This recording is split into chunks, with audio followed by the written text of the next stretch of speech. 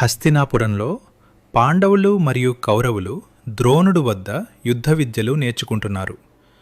అందరిలో అర్జునుడు అత్యుత్తమ శిష్యుడిగా ఎదుగుతున్నాడు. కానీ అడవిలో ఒక బాలుడు ఈ విద్యలు దూరం నుండి గమనిస్తున్నాడు. అతడే ఏకలవ్య. అతనికి ఒక కోరిక ఉంది.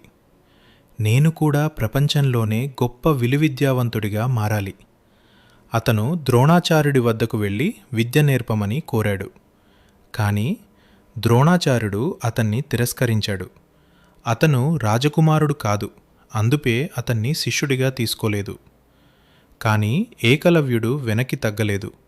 అతను అడవిలోనే ద్రోణాచార్యుడి మట్టి విగ్రహాన్ని తయారు చేశాడు. ఆ విగ్రహాన్ని గురువుగా భావించి స్వయంగా సాధన ప్రారంభించాడు. రోజులు గడిచాయి, నెలలు గడిచాయి. అతని సాధన అద్భుతంగా మారింది. ఒకరోజు పాండవులు మరియు కౌరవులు అడవిలో వేటకు వెళ్ళారు. అక్కడ ఒక కుక్క ఎవరినో చూసి మురుగుతోంది.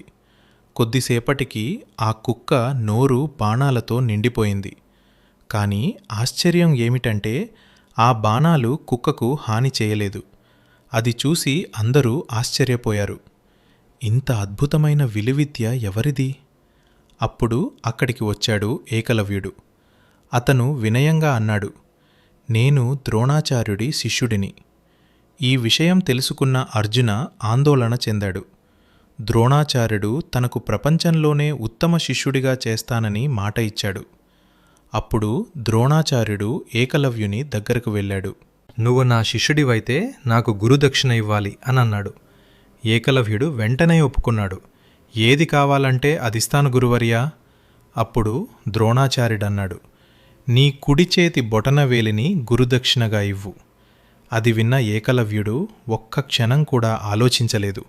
అతను తన బొటనవేలిని కత్తిరించి ద్రోణాచార్యుడికి సమర్పించాడు. అతని కళ్ళల్లో బాధ ఉన్నా గురువుపై భక్తి ఎక్కువగా ఉంది. అలా ఒక గొప్ప విలువిద్యావంతుడి జీవితం ఒక క్షణంలో మారిపోయింది.